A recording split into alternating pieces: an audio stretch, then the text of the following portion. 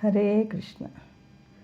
ఓం శ్రీకృష్ణాయ పరమాత్మనే నమః.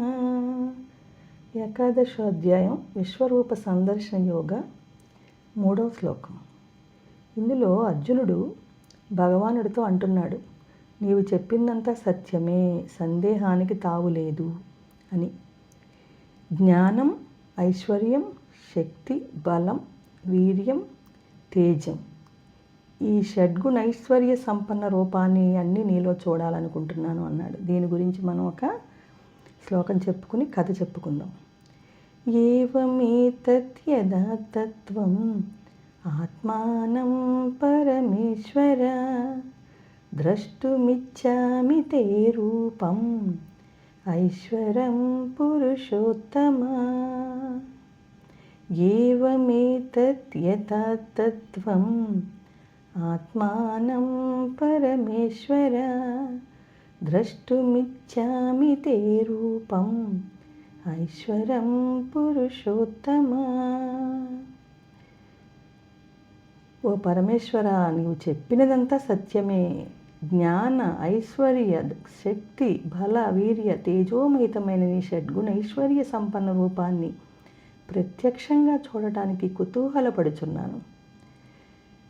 అంటే అవన్నీ మనలోనే ఉన్నాయి. నువ్వు బాగా చదువుకున్నావు అనుకో, జ్ఞానం వస్తుంది.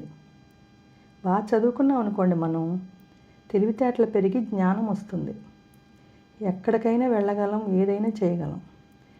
చదువుతో పాటు సరస్వతీదేవి ఎక్కడుంటే అక్కడ లక్ష్మీదేవి. అంటే మనం బాగా చదువుకున్నాం అనుకోండి, మనకి ఇష్టమైన చదువు, దానికి తగ్గట్టుగా మనం ఏదో ఒక పని చేస్తాం. పని చేస్తే సంపాదిస్తాం, అది ఐశ్వర్యం. అలాగే పని చేయడానికి శక్తి కావాలి. శక్తి అనేది దేని వలన వస్తుంది? ఆహారం, అలాగే మానసిక శాంతి. మనసు బలంగా ఉండాలి, బలంగా ఉండాలి, భౌతికంగా కానీ శారీరకంగా మానసికంగా. వీర్యం అంటే వీరుడు అంటే ఎక్కడికి వెళ్ళినా భయం లేకుండా ఉండడం. ఒంటరిగా ఉంటే భయపడుతూ ఉంటారు, చీకటి చూస్తే భయం అంటారు పిల్లలు. ఒంటరిగా ఉండాలన్నా అలా భయం అనకూడదు, భయం అనేది లేకుండా ఉండాలి. ఇలాంటివన్నీ కూడా మనలోనే ఉన్నాయి అని చెప్తున్నాడు భగవానుడు కూడా. తర్వాత ఇప్పటివరకు చెప్పింది అదే ఈ అధ్యాయాల్లో. అలాంటి రూపాన్ని ప్రత్యక్షంగా చూడటానికి కుతూహలపడుచున్నాను అంటున్నాడు. కుతూహలపడటం ఎందుకు? అన్నీ నీలోనే ఉన్నాయి. నీలోనే ఉన్న ఒక్కొక్క రూపాన్ని చూసుకోవాలి అని చెప్తున్నారు. అలా మనలో ఉన్న రూపాలు మనలో చూసుకోవాలి. ఎప్పుడు కూడా చదువు సరిగ్గా రావడం లేదు, నాకేమీ అర్థం కావడం లేదు, అలా డల్గా ఉండేవాడు అనమాట ఒక అబ్బాయి. కానీ అతను చాలా చక్కగా నేర్చుకుంటూ అన్నీ టీచర్ చెప్పేటప్పుడు జాగ్రత్తగా విని, మళ్ళీ ఇంట్లో కూడా చదువుకుంటూ, పెద్దవాళ్ళు చెప్పింది వింటూ, పుస్తకాలు చదువుకుంటూ, జ్ఞానాన్ని పెంపొందించుకుంటూ ఉంటే, కావాలంటే ఆ బుక్స్ లైబ్రరీకి వెళ్ళి కూడా తెచ్చుకొని చదువుకుంటూ ఎంతో ప్రయోజకుడయ్యాడు. అలా చెప్పుకునే వాళ్ళల్లో అంబేద్కర్ ఒకరు.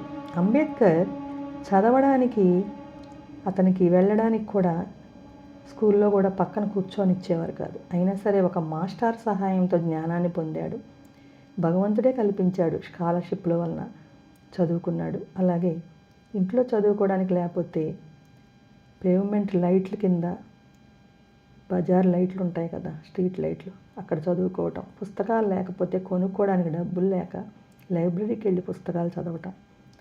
అలా చేస్తూ ఉంటే అతని యొక్క జ్ఞానానికి, తెలివితేటలకి ఎన్నో అవకాశాలు వచ్చాయి. చక్కగా అతనికి ఎన్నో పదవులు ఎదురొచ్చాయి రమ్మని. ఆఖరికి మన దేశానికి కావలసిన రాజ్యాంగాన్ని, ఏ శాసనాలు కావాలంటే ఆ శాసనాలకి, మరి బ్రిటిష్ వాళ్ళు వెళ్ళిపోయిన తర్వాత అస్తవ్యస్తంగా ఉన్న మన దేశం యొక్క రాజ్యాంగాన్ని ఆయనే రచించారు. చూసారా ఎంత గొప్ప వ్యక్తి అయ్యాడో? అన్నీ మనలోనే ఉన్నాయి. భగవంతుడు అందుకనే చెప్పాడు, అన్నీ నీలో ఉన్నాయి అని భగవద్గీతలో. హరే కృష్ణ.